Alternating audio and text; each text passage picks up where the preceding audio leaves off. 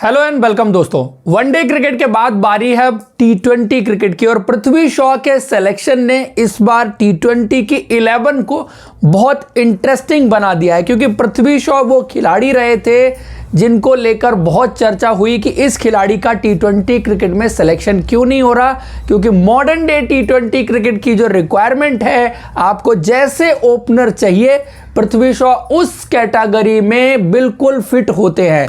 तो इस बार टी20 सीरीज के लिए इंडिया वर्सेस न्यूजीलैंड टी20 सीरीज के लिए इंडिया की प्लेइंग 11 क्या होने वाली है, उसकी बात हम इस वीडियो में करने वाले हैं। हम अपनी प्लेइंग 11 आपको बताएंगे, साथ में आप भी अपनी प्लेइंग 11 वीडियो के एंड में जरूर बताइएगा। अगर आप नए हैं और आपने अब तक हमारे चैनल को सब्सक्राइब नहीं किया तो सबसे पहले आप हमारे चैनल को सब्सक्राइब कर लीजिए, नोटिफिकेशन की घंटी दबा लीजिए और वीडियो अच्छा लगे तो आप लाइक और शेयर जरूर करिएगा। सबसे पहले हम ओपनर्स के साथ ही शुरू करेंगे और पहले ओपनर जो ऑब्वियस चॉइस रहेंगे वो रहेंगे ईशान किशन। ईशान किशन पिछली 2 सीरीज से टीम इंडिया के लिए टी20 क्रिकेट में ओपन कर रहे हैं, लेकिन जहां तक परफॉर्मेंसेस की बात है, लास्ट 10 टी20 मैचेस उन्होंने जो इंडिया के लिए खेले हैं उनमें परफॉर्मेंसेस बहुत अच्छी नहीं रही हैं।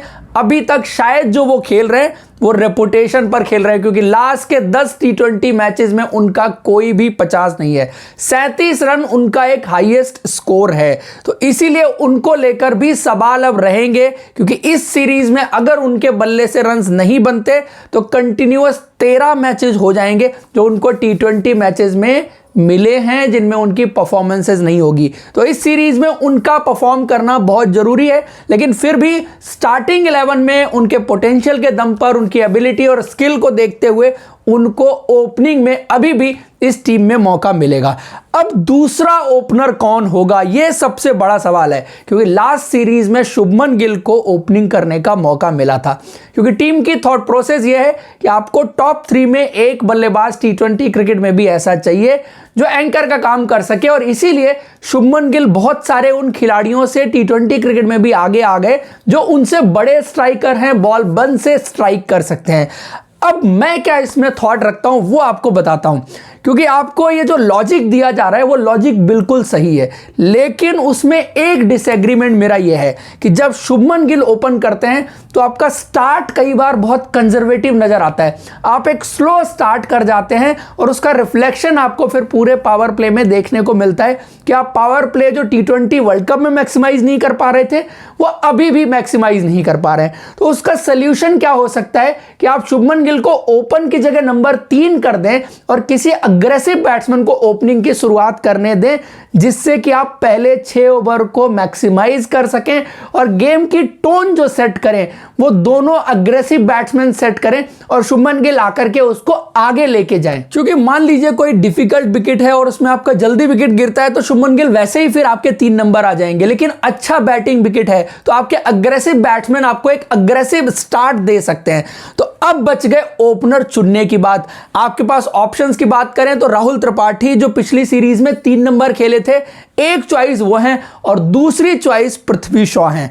ओपनर के लिए इन दोनों के बीच में ही जंग होने वाली है, क्योंकि शुभमन गिल टीम मैनेजमेंट ने जो पर्टिकुलरली रोल सोचा है वो रोल तो टीम को चाहिए, और उस रोल में कोई फिट होता है तो आज की डेट में जो टीम की 15-17 में ऑलरेडी अवेलेबल है वो शुभमन गिल ही हैं। तो शुभमन को 3 तो किया जा सकता है, बट 11 से बाहर करना शायद मेरी नज़र में मुश्किल होगा, टीम उनको करेगी भी नहीं। और जहां तक उनके टी20 करियर की बात है तो सिर्फ 3 मैचेस उनको मिले थे, तो इस सीरीज में भी उनको 3 मैचेस और दिए जाएंगे ऐसा मुझे लगता है। अब पृथ्वी शॉ और राहुल त्रिपाठी में से कौन सेलेक्ट होना चाहिए ये दूसरा सवाल है।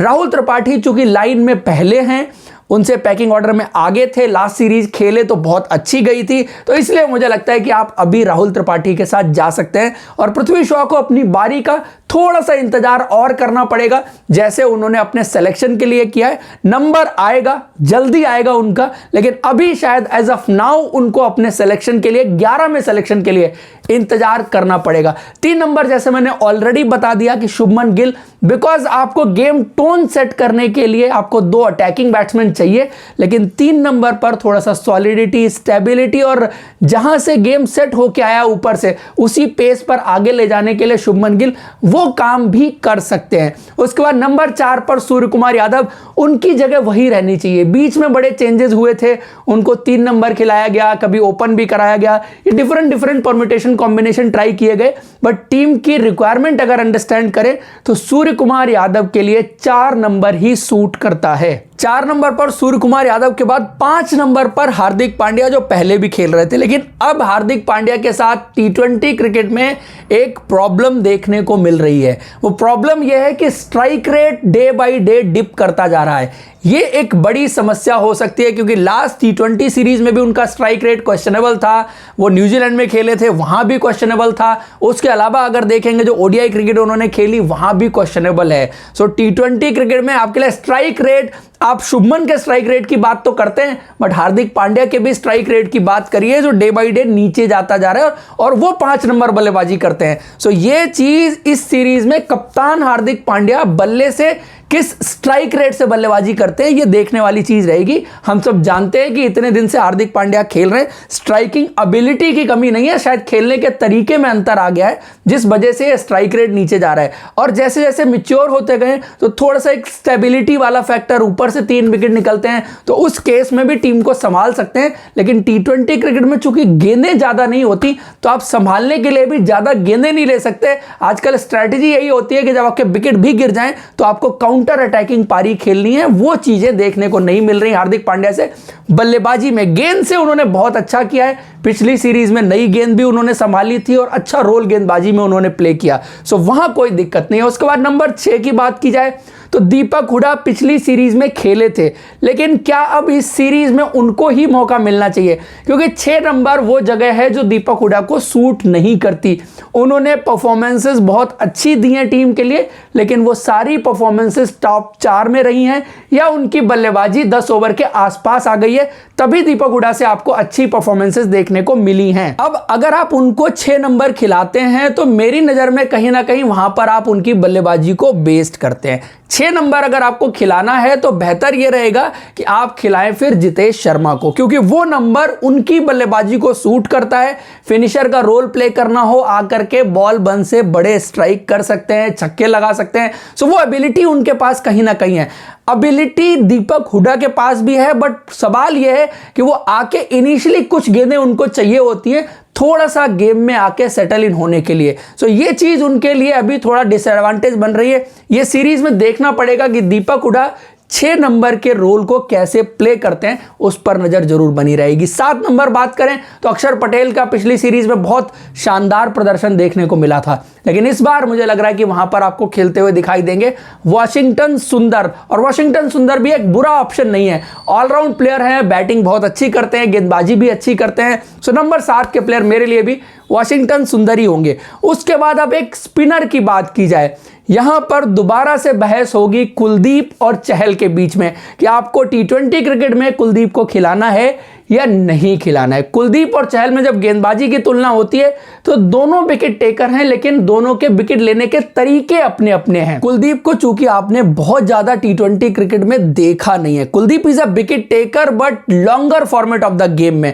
Shorter format of the game में जब बल्लेबाज उनके पीछे लगता है तो थोड़ा सा जो चालाकी, जो स्ट्रीट स्मार्ट क्रिकेट की बात करते हैं, वो शायद अभी उनको और अपने गेम में डेवलप करनी है। और चहल का चैप्टर भी आपको कहीं ना कहीं अब खत्म करना है कि चहल को आपको अपनी टीम में रखना है या नहीं रखना है। क्योंकि आइडियली अगर आप देखें आपकी टी20 टीम में जो स्पिनर होना चाहिए था वो थे रवि बिश्नोई, लेकिन रवि बिश्नोई आपकी टी20 टीम में नहीं है। तो शायद मैं कहूंगा कि आप चहल की तरफ जाएं और चहल का जो चैप्टर है उसको फाइनल मोड जरूर दें, ताकि आप आगे की टी20 टीम बना सकें और रवि बिश्नोई का जो रास्ता है वो साफ हो। अदरवाइज ये मिक्स जो चलता रहेगा, अल्टीमेटली आप कहीं पहुंच नहीं रहे। एक मैच आपने कुलदीप को खिला लिया, 2 चहल को खिला लिए, 2 चहल को खिला लिए, 1 कुलदीप को खिला दिया, तो ऐसे ये सर्कल बनता रहेगा। अल्टीमेट रिजल्ट या आप सेटल नहीं कर पाएंगे जो स्पिनर वाला स्लॉट है उसको। इसलिए मैं कहूंगा कि आप इस सीरीज में युजवेंद्र चहल को खिलाएं और उस चैप्टर को अंजाम दें। उसके बाद 3 तेज गेंदबाजों की बात की जाए तो एक तो अर्शदीप सिंह बहुत श्योर शॉट होंगे, उसमें कोई डाउट नहीं है। उमरान ने लास्ट सीरीज खेली थी और ठीक ठाक परफॉर्मेंस रही थी श्रीलंका के खिलाफ, तो वो भी होंगे। शिवम मावी भी पिछले में जो मौके मिले थे उनमें उनकी परफॉर्मेंसेस ठीक ठाक देखने को मिली थी, तो तीसरे तेज गेंदबाज वो होंगे। आपका यंग फास्ट बॉलिंग अटैक नजर आ रहा है जिसमें हार्दिक पांड्या चौथे फास्ट बॉलर होंगे और 2 स्पिनर आपके वाशिंगटन सुंदर और युजवेंद्र चहल जो मैंने पिक किया है। दोस्तों ये है मेरी ओवरऑल 11। आप सबकी 11 क्या है? आप सब कमेंट बॉक्स में जरूर बताइए।